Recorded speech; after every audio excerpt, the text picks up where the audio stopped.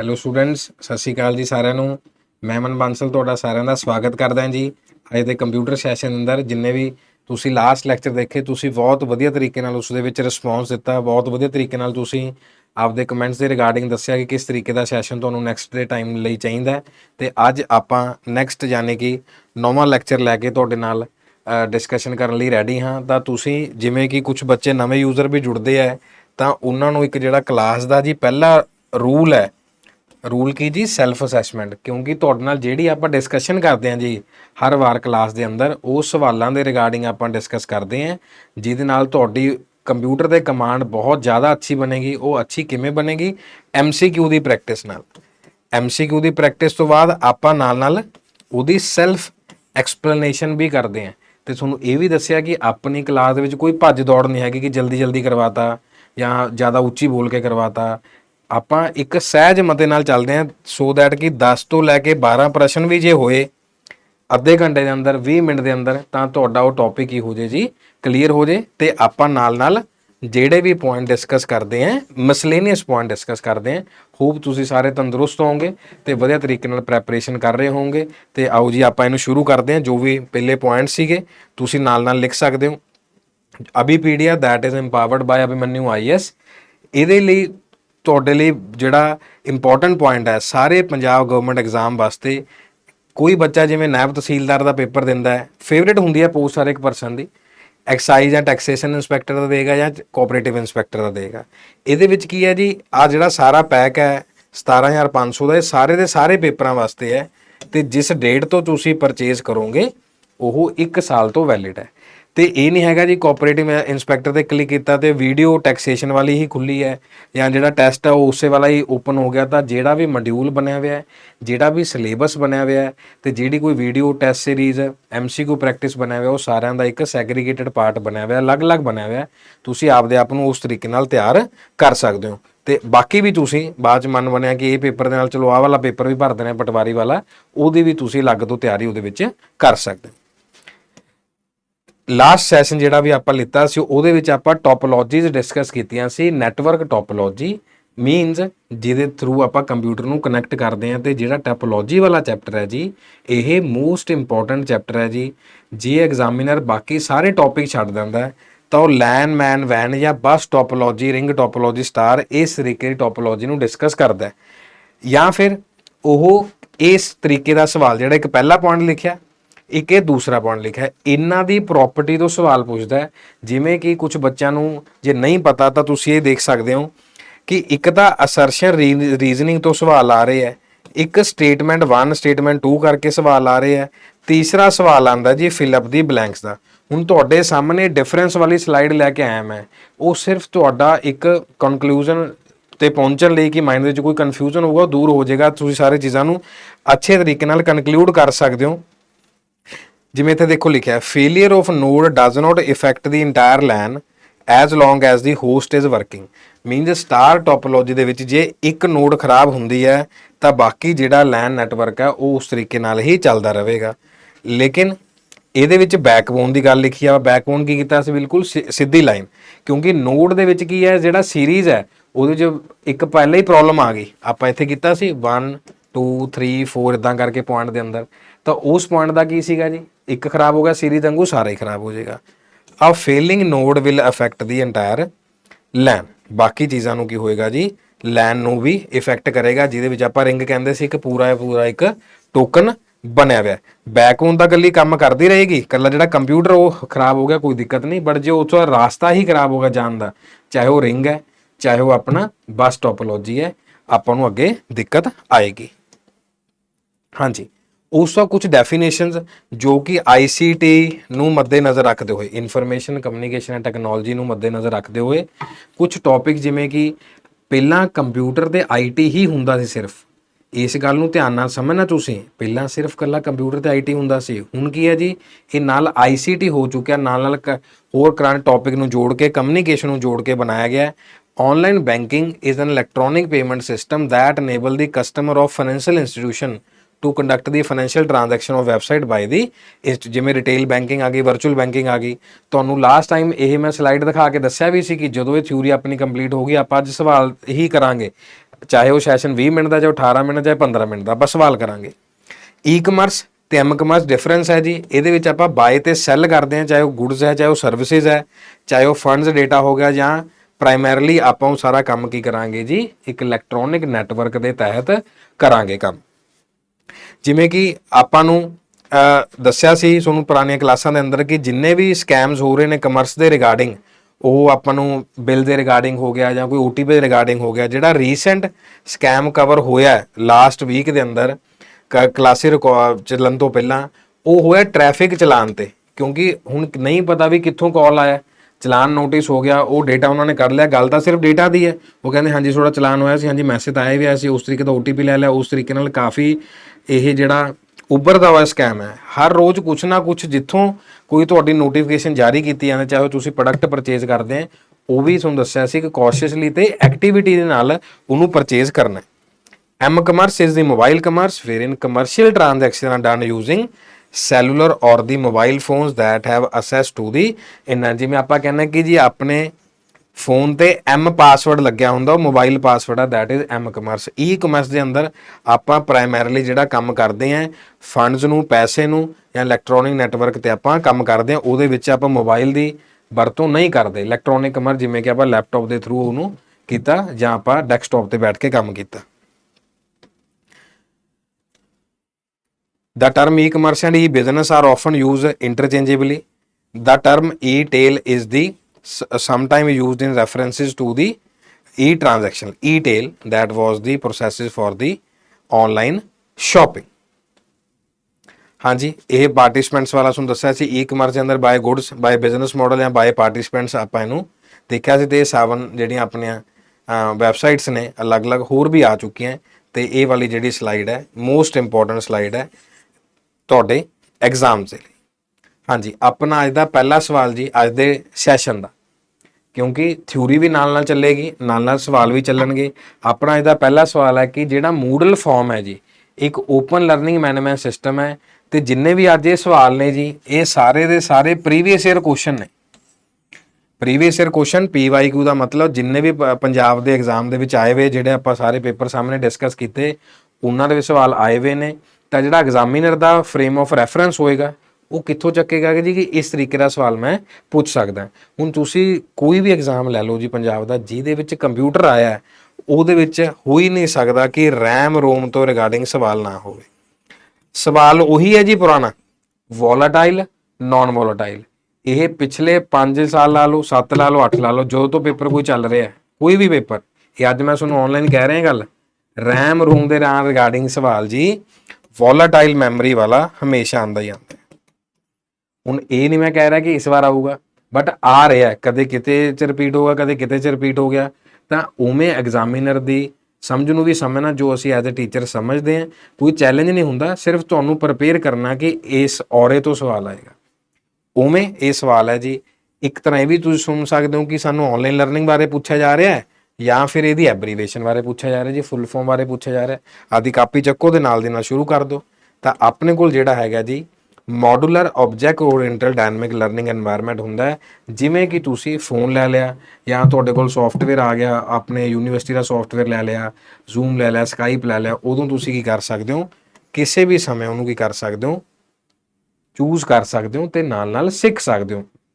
ਬਾਈਜੂਸ ਦਾ ਵੀ ਜਿਹੜਾ ਪ੍ਰੋਗਰਾਮ ਸੀ, ਉਹ ਵੀ ਇਸ ਦੇ ਉੱਪਰ ਹੀ ਨਿਰਭਰ ਸੀਗਾ ਫਸਟ ਟਾਈਮ ਤੇ। ਸੈਕੰਡ ਕੁਐਸਚਨ ਜੀ, to perform the T test which of the following software can be used. ਇਹਨਾਂ ਦੇ ਵਿੱਚੋਂ ਕਿਹੜਾ ਸੌਫਟਵੇਅਰ ਹੈ ਜਿਹੜਾ ਕਿ ਯੂਜ਼ ਹੁੰਦਾ ਆਪਣੇ ਸੌਫਟਵੇਅਰ ਦੀ ਕੈਲਕੂਲੇਸ਼ਨ ਲਈ, ਜਾਂ ਆਪਾਂ ਇੱਕ ਟਰਮੀਨੋਲੋਜੀ ਹੋਰ ਯੂਜ਼ ਕਰਦੇ ਹਾਂ ਇੱਥੇ ਜੀ, ਸਟੈਟਿਸਟਿਕਸ ਬੋਲਦੇ ਆ, ਜਦੋਂ ਆਪਾਂ ਕਹਿੰਦੇ ਪੂਰਾ ਸਾਰਾ ਗੁਣਾਂਕ ਕਰਦੇ ਆ, ਸਾਰੇ ਸਟੈਟਸ ਨੂੰ ਦੇਖਦੇ ਆ।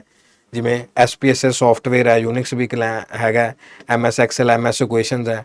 ਹੁਣ ਜਿਹੜਾ ਇਹ ਪੁਆਇੰਟ ਹੈ MS ਐਕਸਲ, ਜਾਂ ਤਾਂ ਇਹ ਤੁਹਾਨੂੰ ਉੱਪਰਲੇ ਸਵਾਲਾਂ 'ਚ ਮਿਲੇਗਾ, ਅੱਗੇ ਸਵਾਲ ਵੀ ਇਹਦਾ ਇੱਕ ਪੂਰਾ ਕੈਲਕੂਲੇਸ਼ਨ ਵੀ ਪੁੱਛੀ ਗਈ ਸੀ ਪੰਜਾਬ ਦੇ ਪੇਪਰ 'ਚ, ਜਾਂ ਫਿਰ ਤੁਹਾਨੂੰ ਨੀਚੇ ਮਿਲੇਗਾ ਕਿ ਕਿਆ ਆਪਸ਼ਨ ਹੋ ਸਕਦੀ ਹੈ। ਤਾਂ ਆਪਣੇ ਕੋਲ ਜਿਹੜੀ ਦੀ ਆਪਸ਼ਨ ਬਣਦੀ ਹੈ, ਜਿਵੇਂ ਤੁਹਾਨੂੰ ਮੈਂ ਦੱਸਿਆ ਸੀ ਸਟੈਟਿਕਲ ਪ੍ਰੋਗਰਾਮ ਫਾਰ ਸੋਸ਼ਲ ਸਾਇੰਸਿਸ ਵਾਲਾ, ਇਹ IBM ਦਾ ਡਿਜ਼ਾਈਨ ਕੀਤਾ ਹੋਇਆ ਸੌਫਟਵੇਅਰ ਹੈ। SPSS ਯੂਜ਼ ਕੀਤਾ ਜਾਂਦਾ ਜੋ ਰਿਸਰਚ ਫੀਲਡ ਦੇ ਅੰਦਰ ਯੂਜ਼ ਹੁੰਦਾ ਹੈ।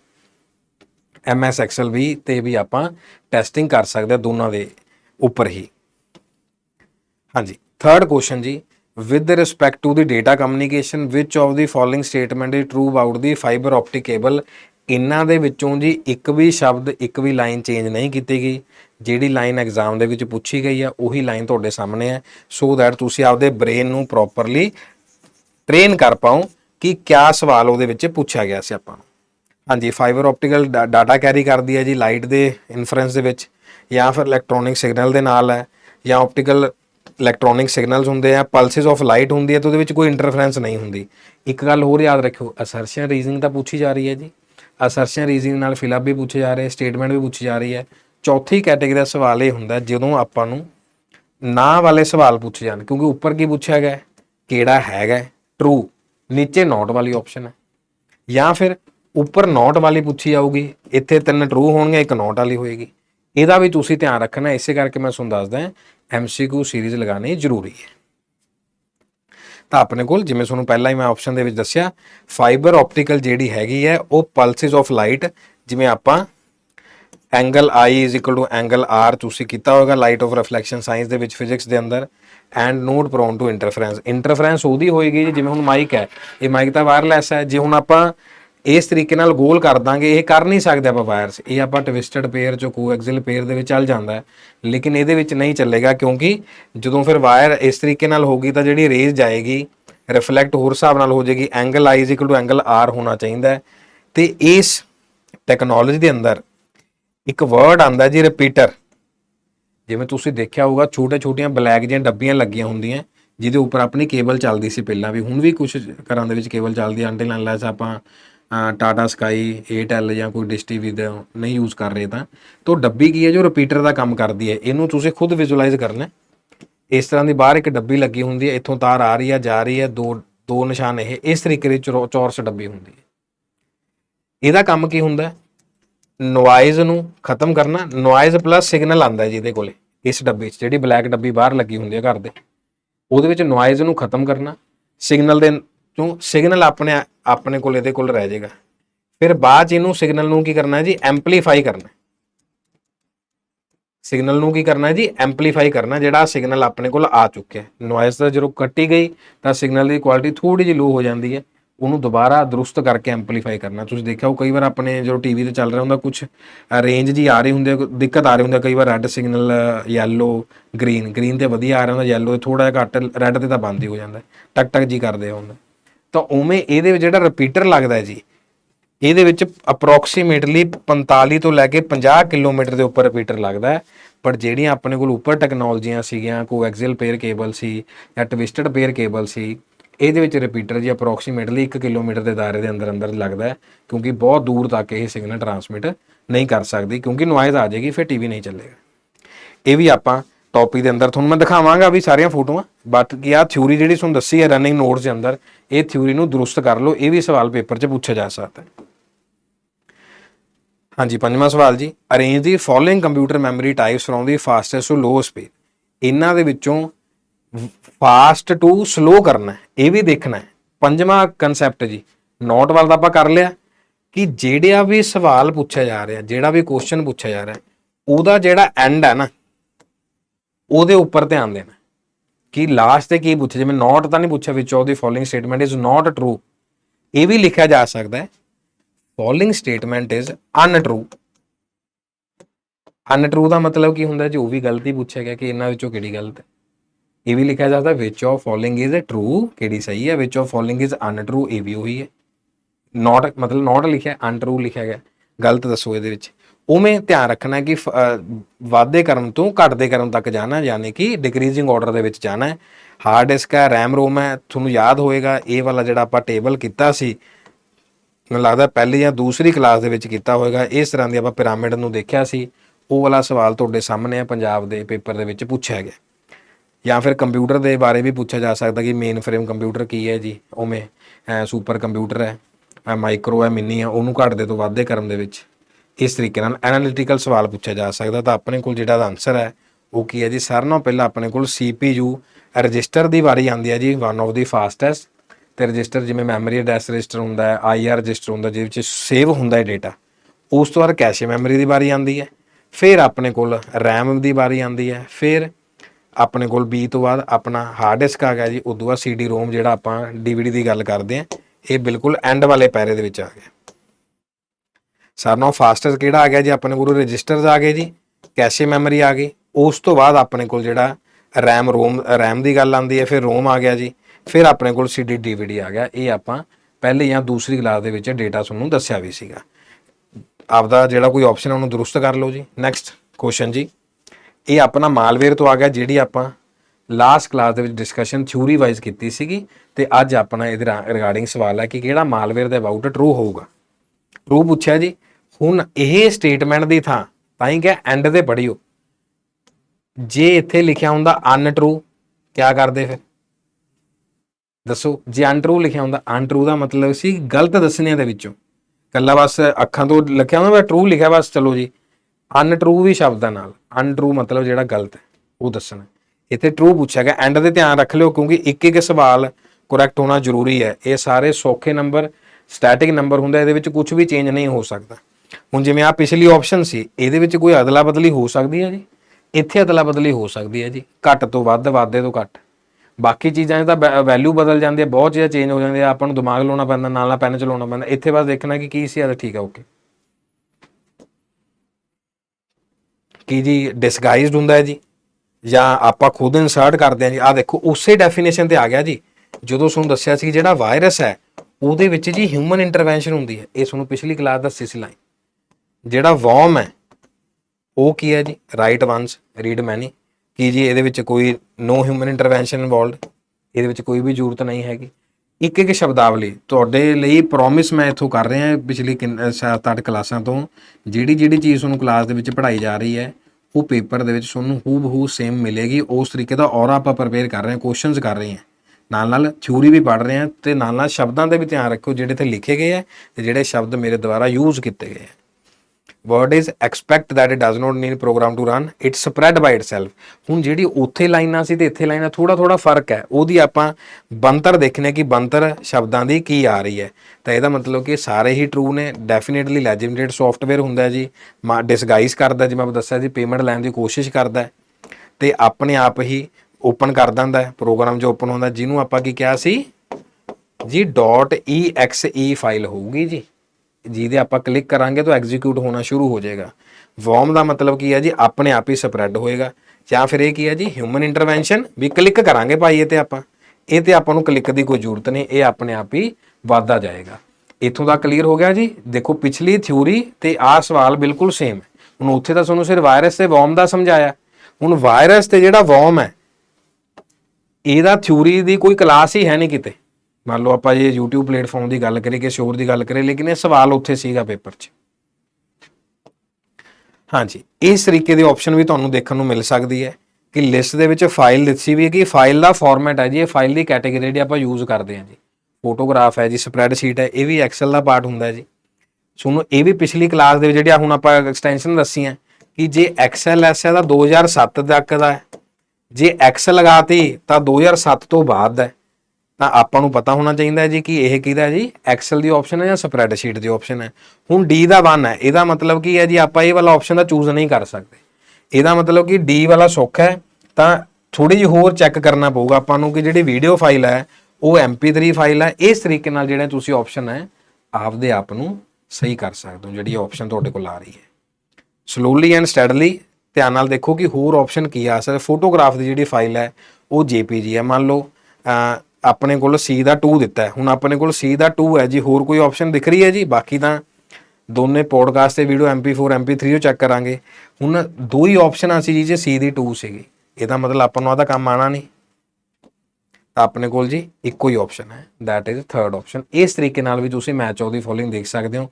ਬਾਕੀ ਚੀਜ਼ਾਂ ਦੇ ਉੱਪਰ ਧਿਆਨ ਦਿੱਤੇ ਬਿਨਾ ਕਿ ਹੋ ਸਕਦਾ ਤੁਹਾਨੂੰ ਇਹਦੇ ਵਿੱਚ ਕਨਫਿਊਜ਼ਨ ਹੁੰਦੀ ਕਿ ਕਿੰਨਾ 'ਚ MP3 MP4 ਹੈ। ਗੱਲ ਕਰ ਰਹੇ ਹਾਂ ਜੀ, ਇਹ ਨਹੀਂ ਕਹਿ ਰਹੇ ਤੁਹਾਨੂੰ ਕਨਫਿਊਜ਼ਨ ਹੈ। ਤੁਸੀਂ ਬਹੁਤ ਵਧੀਆ ਸਟੂਡੈਂਟਸ ਹੋ, ਮੈਂ ਸਾਰੇ ਬੱਚਿਆਂ ਨੂੰ ਉਸੇ ਬਲੈਸਿੰਗ ਨਾਲ ਪੜ੍ਹਾਉਣਾ ਹੈ ਕਿ ਸਾਰੇ ਬੱਚੇ ਹੀ ਸਿਲੈਕਟ ਹੋਣ ਵਾਸਤੇ ਬਣੇ ਹੁੰਦੇ। ਗਲਤੀ ਕਿੱਥੇ ਹੋ ਜਾਂਦੀ ਹੈ?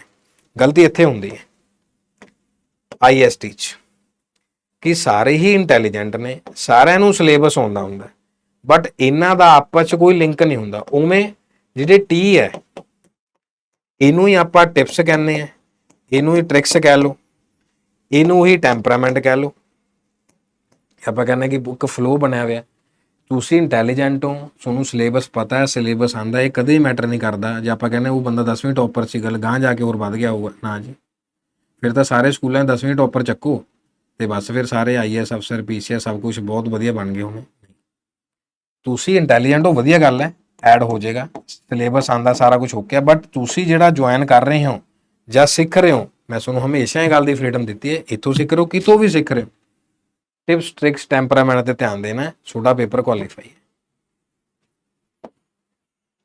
ਅਨਿਲ ਹੈ ਡਿਸਾਈਡਡ, ਅਨਿਲ ਨੇ ਡਿਸਾਈਡ ਕੀਤਾ ਜੀ ਕਿ ਉਹ DVD RW ਲਵੇ ਜਾਂ R ਲਵੇ। ਹੁਣ ਤੁਸੀਂ ਇਹ ਦੇਖੋ, ਆਪਾਂ ਇਹ ਟਰਮਨੋਲੋਜੀ ਯੂਜ਼ ਕੀਤੀ ਜੀ ਕਿ ਜਾਂ ਤਾਂ ਰੀਡ ਕਰੂਗਾ ਜਾਂ ਦੁਬਾਰਾ ਉਹਨੂੰ ਡਿਲੀਟ ਕਰਕੇ ਫਿਰ ਕਰੂਗਾ। ਅਤੇ ਯਾਦ ਰੱਖਿਓ, CD DVD ਜਦੋਂ ਰੀਡ ਰਾਈਟ ਦੀ ਗੱਲ ਕਰਦੇ ਹਾਂ, ਆਪਾਂ ਉਹਦੇ ਵਿੱਚ ਕੀ ਕਰਦੇ ਹਾਂ, ਬਰਨ ਵਰਡ ਯੂਜ਼ ਕਰਦੇ ਹਾਂ, ਬਰਨ। ਅਤੇ ਇਹਦੇ ਰਿਗਾਰਡਿੰਗ ਸੋਫਟਵੇਅਰ ਹੁੰਦੇ ਆ ਜਿਹੜੇ CD ਨੂੰ ਬਰਨ ਕਰਦੇ ਆ। ਮਤਲਬ ਆਪਾਂ ਇੱਕ ਰॉ CD ਲੈ ਕੇ ਆਉਂਦੇ ਹਾਂ। ਰॉ ਦਾ ਮਤਲਬ ਕੀ ਹੈ ਜੀ, ਖਾਲੀ CD ਲੈ ਕੇ ਆਉਂਦੇ ਹਾਂ, ਭਰੀ ਹੋਈ CD ਨਹੀਂ। ਜੇ ਭਰੀ ਹੋਈ ਹੈਗੀ ਤਾਂ ਉਹ ਰੀਰਾਈਟੇਬਲ ਹੋਣੀ ਚਾਹੀਦੀ ਹੈ, ਦੁਬਾਰਾ ਬਰਨ ਨਹੀਂ ਹੋਏਗੀ। ਮਤਲਬ ਉਹ ਡਾਟਾ ਮਿਟਾਵਾਂਗੇ ਫਿਰ ਚੱਲੂਗਾ, ਮਿਟਾਈ ਕਰਾਂਗੇ, ਅਰੇਜ਼ ਕਰਾਂਗੇ। ਹੁਣ ਉਹ ਪੁੱਛ ਰਿਹਾ ਕਿ ਕਿਹੜੀ ਟਰੂ ਹੈ, ਠੀਕ ਹੈ ਜੀ, ਟਰੂ ਲਿਖਿਆ, ਅਨਟਰੂ ਨਹੀਂ ਲਿਖਿਆ, ਟਰੂ ਲਿਖਿਆ। Both DVD are read for only ਲਿਖਿਆ ਹੋਇਆ ਜੀ, ਮਤਲਬ ਇੱਕ ਤਰ੍ਹਾਂ ਨਾਲ ਇਹਦੀ ਫੁੱਲ ਫਾਰਮ ਕਹਿ ਲਓ ਪੁੱਛ ਰਹੇ ਆ, ਜਾਂ ਫਿਰ ਇਹਦੀਆਂ ਕੀ ਪੁੱਛ ਰਹੇ ਆ ਜੀ, ਪ੍ਰੋਪਰਟੀਜ਼ ਪੁੱਛ ਰਹੇ। ਤਾਂ ਆਪਣੇ ਕੋਲ ਕੀ ਹੈ ਜੀ, ਜਿਹੜੀ R ਹੁੰਦੀ ਹੈ, it can written to only once. ਤੁਹਾਨੂੰ ਦੱਸਿਆ ਜੀ, R ਮਤਲਬ ਇੱਕ ਵਾਰ ਹੀ ਆਪਾਂ ਉਹਨੂੰ ਲਿਖ ਸਕਦੇ ਹਾਂ, ਰੀਡੇਬਲ। ਜਦੋਂ ਆਪਾਂ ਜਿਵੇਂ ਪਹਿਲਾਂ ਨੋਰਮਲ ਰੇਟ ਸੀ ਜੀ, 10 ਰੁਪਏ ਦੀ CD, 20-25 ਰੁਪਏ ਦੀ DVD, ਉਹਨੂੰ ਆਪਾਂ ਦੁਬਾਰਾ ਇੱਕ ਵਾਰ ਚੜਾ ਲੈਂਦੇ ਸੀ, ਗੇਮ ਵਾਸਤੇ ਯੂਜ਼ ਹੁੰਦੀ ਸੀ, ਮਿਊਜ਼ਿਕ ਮੂਵੀਜ਼ ਵਾਸਤੇ। ਉਸ ਤੋਂ ਜਿਹੜਾ RW ਹੈ, ਇਹਦੇ ਉੱਪਰ ਆਪਾਂ ਕਿੰਨੇ ਵਾਰ ਵੀ ਆਪਾਂ ਰੀਰਾਈਟ ਕਰ ਸਕਦੇ ਹਾਂ, ਰੀਰਾਈਟ, ਰੀਡ ਵੀ ਕਰ ਸਕਦੇ ਹਾਂ, ਦੁਬਾਰਾ ਰਾਈਟ ਵੀ ਕਰ ਸਕਦੇ ਹਾਂ, ਬਾਰ-ਬਾਰ ਆਪਾਂ ਉਹਨੂੰ ਯੂਜ਼ ਕਰ ਸਕਦੇ ਹਾਂ। ਇਹਦੀ ਕੋਸਟ ਜ਼ਿਆਦਾ ਹੁੰਦੀ ਹੈ। ਉਵੇਂ ਜੀ ਮੈਚ ਆਫ ਦੀ ਫੋਲੋਇੰਗ ਦੇ ਵਿੱਚ ਆ ਗਿਆ ਜੀ ਕੰਪਿਊਟਰ ਟਰਮੀਨੋਲੋਜੀਜ਼, ਤੇ ਨਾਲ ਆ ਗਈ ਡਿਸਕ੍ਰਿਪਸ਼ਨ ਕਿ ਉਹ ਕੀ ਕਹਿੰਦਾ। ਪਿਛਲੀ ਕੀ ਸੀ ਜੀ, ਫਾਈਲ ਦੇ ਰਿਗਾਰਡਿੰਗ ਸੀ, ਉਹਦਾ ਪ੍ਰੋਪਰਟੀ ਪੁੱਛੀ ਗਈ ਸੀ। ਉਵੇਂ ਲਿਨਕਸ ਹੈ ਜੀ, ਕੀ ਹੈ ਜੀ, ਮੋਜ਼ੀਲਾ ਫਾਇਰਫੌਕਸ ਹੈ ਜੀ, ਉਹ ਕੀ ਹੈ ਜੀ, ਉਸ ਤੋਂ ਨੋਟਪੈਡ ਕੀ ਹੈ ਜੀ, ਜਾਂ ਫਿਰ JPG ਕੀ ਹੈ। ਹੁਣ JPG ਤਾਂ ਆਪਾਂ ਹੁਣੀ ਕਰਕੇ ਆ ਜੁਆਇਨ ਫੋਟੋਗ੍ਰਾਫ ਐਕਸਪਰਟ ਗਰੁੱਪ। ਉਵੇਂ ਪਤਾ ਜੀ ਇਮੇਜ ਫਾਈਲ ਫਾਰਮੈਟ ਹੈ ਜਾਂ ਆਪਰੇਟਿੰਗ ਸਿਸਟਮ ਹੈ। ਹੁਣ ਜੇ ਵੈਬ ਬਰਾਊਜ਼ਰ ਦਾ ਆਪਾਂ ਸੋਚੀਏ ਕਿ ਇਹ ਵੈਬ ਬਰਾਊਜ਼ਰ ਹੈ, B ਦਾ 4 ਹੈ, ਹੁਣ B ਦੇ 4 ਵਾਲੇ 4 ਹੈ, ਤਾਂ ਆਪਣਾ ਇਹ ਕੰਮ ਤਾਂ ਆਉਣਾ ਨਹੀਂ, ਇੱਕ ਹੋਰ ਆਪਸ਼ਨ ਲੱਭਦੇ ਹਾਂ। ਹੁਣ JPG ਦਾ ਇਮੇਜ ਫਾਈਲ ਫਾਰਮੈਟ ਹੈ, ਜਾਂ C ਦਾ ਦੇਖ ਲਓ, C ਦਾ ਕੀ ਹੈ ਜੀ, B ਦਾ 4 ਹੈ, ਉਵੇਂ C ਦਾ। ਅਤੇ ਜਿਹੜਾ JPG ਹੈ ਉਹਦਾ ਇਮੇਜ ਫਾਈਲ ਫਾਰਮੈਟ ਆ ਗਿਆ, D ਦਾ 2 ਆ ਗਿਆ। ਹੁਣ ਆਪਣੇ ਕੋਲ ਕੀ ਹੈ ਜੀ, ਇਹਨਾਂ ਤਿੰਨਾਂ 'ਚੋਂ ਇੱਕੋ ਹੀ ਆਪਸ਼ਨ ਬਚ ਗਈ। ਜਾਂ ਫਿਰ ਜੇ ਲਿਨਕਸ ਤੋਂ ਚੱਲਦੇ ਉਸ ਤਰੀਕੇ ਨਾਲ ਵੀ ਚੱਲ ਸਕਦੇ ਸੀ, ਕਿਉਂਕਿ ਪਰ ਉੱਥੇ 2 'ਚ ਦਿੱਤਾ ਹੋਇਆ ਸੀਗਾ 3 ਆਪਸ਼ਨ। ਮੈਂ ਇਹ ਕੋਸ਼ਿਸ਼ ਕਰ ਰਿਹਾ ਤੁਹਾਨੂੰ ਸਮਝਾਉਣ ਦੀ ਕਿ ਜਿਹੜਾ ਆਪਣੇ ਕੋਲ C ਦਾ ਆਪਸ਼ਨ ਹੈ ਉਹ 2 ਦਿੱਤਾ ਹੋਇਆ, ਉਵੇਂ ਇੱਕ ਆਪਸ਼ਨ ਹੈ, ਕਿਸੇ 'ਚ 2 ਆਪਸ਼ਨ ਆ, ਚਾਹੇ ਕਿਸੇ 'ਚ 1 ਹੈ, ਕਿਸੇ 'ਚ 2 ਹੈ। ਇਸ ਕਰਕੇ ਘੱਟੋ ਘੱਟ ਉਹ ਚੀਜ਼ ਲੱਭਿਆ ਕਰੋ ਜਿੱਥੋਂ ਤੁਹਾਨੂੰ ਜਲਦੀ ਪਤਾ ਚੱਲ ਜੇ ਕਿ ਆਪਣੇ ਕੋਲ ਜਿਹੜਾ ਆਨਸਰ ਹੈ ਉਹ ਕੀ ਆਪਣੇ ਕੋਲ ਰਹੇਗਾ।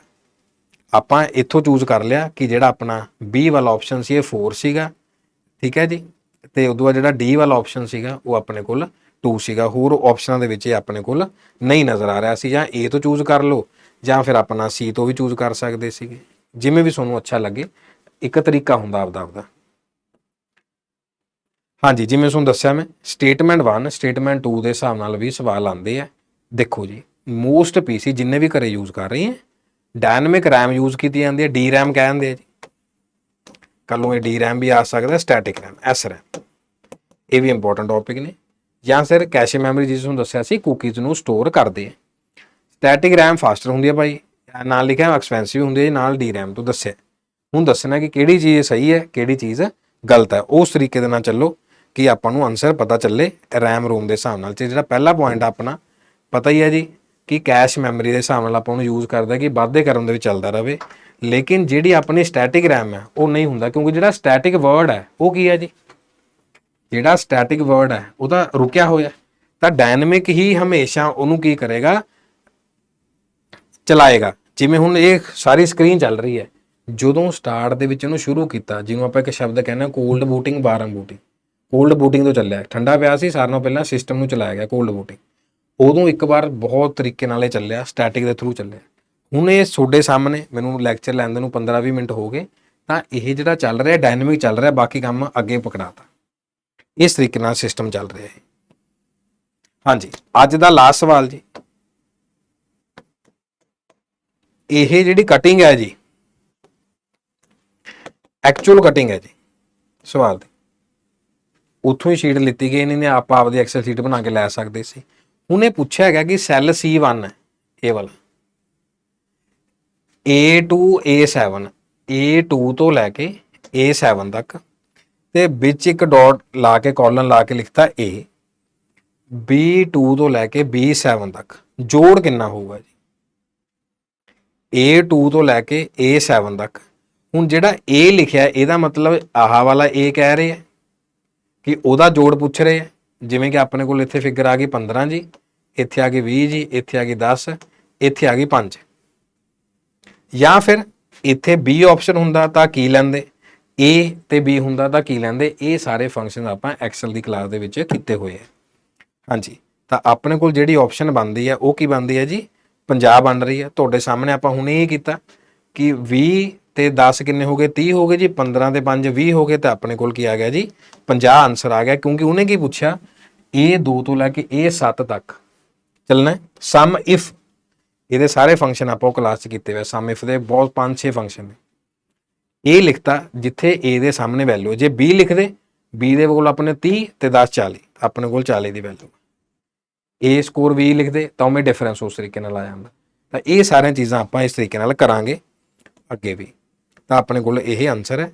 ਤੇ ਆਹ ਟਾਈਪ ਆਫ ਵਾਇਰਸ ਸੀਗਾ ਜੀ, ਜਿਵੇਂ ਕੋਈ ਰੈਜ਼ੀਡੈਂਟ ਵਾਇਰਸ ਹੈ ਜਿਹੜਾ ਉੱਥੇ ਪ੍ਰੋਪਰ ਰਹਿੰਦਾ, ਤੇ ਜਿਹੜਾ ਡਾਇਰੈਕਟ ਐਕਸ਼ਨ ਵਾਇਰਸ ਹੈ ਉਹ ਇੱਕ ਪਾਰਟੀਕੂਲਰ ਜਿਹੜਾ ਪਾਥ ਆ ਉਹ ਫੋਲੋ ਕਰਦਾ। ਮੈਂ ਥੋੜਾ ਜਿਹਾ ਹੋਰ ਸਰਚ ਕੀਤਾ ਕਿ ਚਲੋ ਤੁਸੀਂ ਇਸ ਤਰੀਕੇ ਨਾਲ ਦੇਖ ਪਾਓ। ਤਾਂ ਆਪਾਂ ਓਵਰਰਾਈਡ ਜਿਹੜਾ ਵਾਇਰਸ ਹੈ ਦੁਬਾਰਾ ਉਹਨਾਂ ਚੀਜ਼ਾਂ ਨੂੰ ਕੀ ਕਰ ਰਿਹਾ ਹੈ, ਚਲਾ ਰਿਹਾ ਹੈ। ਤਾਂ ਇਸ ਤਰੀਕੇ ਨਾਲ ਹੀ ਆਪਾਂ ਸਾਰੀ ਥਿਊਰੀ ਨੂੰ ਕਵਰ ਕਰਦੇ ਹਾਂ। ਤਾਂ ਇਹਨਾਂ ਚੀਜ਼ਾਂ ਨੂੰ ਜਾਂ ਸਕਰੀਨਸ਼ਾਟ ਲੈ ਕੇ ਜਾਂ ਉਸ ਤਰੀਕੇ ਨੂੰ ਪੌਜ਼ ਕਰਕੇ ਵੀ ਦੇਖ ਸਕਦੇ ਹੋ। ਤਾਂ ਜਿਹੜੀ ਇਹ ਸਲਾਈਡਸ ਹੈ ਇਹ ਤੁਹਾਨੂੰ ਇਸੇ ਵੀਡੀਓ ਦੇ ਨੀਚੇ ਜਿਹੜਾ ਡਿਸਕ੍ਰਿਪਸ਼ਨ ਲਿੰਕ ਹੁੰਦਾ ਉਹਦੀ PDF ਦੇ ਵਿੱਚ ਵੀ ਮਿਲੇਗਾ। ਤਾਂ ਜੋ ਵੀ ਆਪਾਂ ਇਹ ਦੇਖਿਆ ਸਾਰਾ ਅੱਜ ਅਪਰੋਕਸੀਮੇਟਲੀ 10 ਤੋਂ ਵੱਧ ਆਪਾਂ ਸਵਾਲ ਡਿਸਕਸ ਕੀਤੇ। ਇਸ ਸਵਾਲਾਂ ਦੇ ਨਾਲ ਨਾਲ ਆਪਾਂ ਇਸ ਥਿਊਰੀ ਨੂੰ ਵੀ ਪੜ੍ਹਿਆ। ਜਿਵੇਂ ਤੁਹਾਨੂੰ ਦੱਸਿਆ ਜਿਹੜੀ ਪਿਛਲੀ ਥਿਊਰੀ ਸੀ ਉਹ ਆਹ ਵਾਲੀ ਸੀਗੀ, ਇਸ ਕਰਕੇ ਤੁਹਾਨੂੰ ਲੱਗੇ ਕਿ ਕੁਝ ਬੱਚੇ ਨਵੇਂ ਜੁੜਦੇ, ਕੁਝ ਬੱਚੇ ਬਿਲਕੁਲ ਐਂਡ ਤੇ ਜਾ ਕੇ ਦੇਖਦੇ ਕੀ ਸੀ। ਆਪਣੇ ਕੋਲ ਆਹ ਟੋਪੋਲੋਜੀ ਬਾਰੇ ਆਪਾਂ ਡਿਸਕਸ ਕਰਿਆ था ਸਾਰਾ, ਨੈਟਵਰਕ ਟੋਪੋਲੋਜੀ। ਉਹ ਮੈਂ ਆਪਾਂ ਈਮੇਲ ਦੇ ਰਿਗਾਰਡਿੰਗ ਹਰ ਇੱਕ ਕਲਾਸ ਦੇ ਵਿੱਚ ਆਪਾਂ ਅਲੱਗ-ਅਲੱਗ ਕਨਸੈਪਟ, ਅਲੱਗ-ਅਲੱਗ ਕੁਐਸਚਨ, ਅਲੱਗ-ਅਲੱਗ ਪੁਆਇੰਟ ਨੂੰ ਆਪਾਂ ਡਿਸਕਸ ਕਰਦੇ। ਇੱਕ ਅੱਧਾ ਪੁਆਇੰਟ ਉੱਪਰ ਨੀਚੇ ਹੋ ਸਕਦਾ, ਅਦਰਵਾਈਜ਼ ਸਾਰੇ ਪੁਆਇੰਟ ਆਪਾਂ ਪੂਰੇ ਦਰੁਸਤੀ ਨਾਲ ਸਹੀ ਕਰਦੇ ਹਾਂ ਕਿ ਤੁਹਾਡਾ ਪੇਪਰ ਕਲੀਅਰ ਹੋ ਜਾਏ। ਸੋ ਇਹਨਾਂ ਸ਼ਬਦਾਂ ਦੇ ਨਾਲ ਤੁਹਾਡਾ ਸਾਰਿਆਂ ਦਾ ਬਹੁਤ-ਬਹੁਤ ਧੰਨਵਾਦ ਜੀ ਜੁੜਨ ਦੇ ਲਈ। ਤੇ ਤੁਸੀਂ ਕਮੈਂਟ ਕਰਕੇ ਵੀ ਦੱਸ ਸਕਦੇ ਹੋ ਕਿ ਕਿਹੜੀ-ਕਿਹੜੀ ਚੀਜ਼ ਤੁਹਾਨੂੰ ਸਮਝ ਆ ਗਈ ਤੇ ਕਿਹੜੀ-ਕਿਹੜੀ ਚੀਜ਼ ਰਹਿੰਦੀ ਹੈ ਸਮਝਣ ਵਾਲੀ।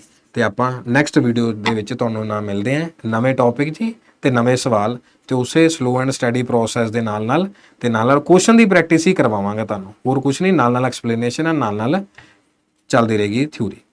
Thank you so very much dear students and God bless you all.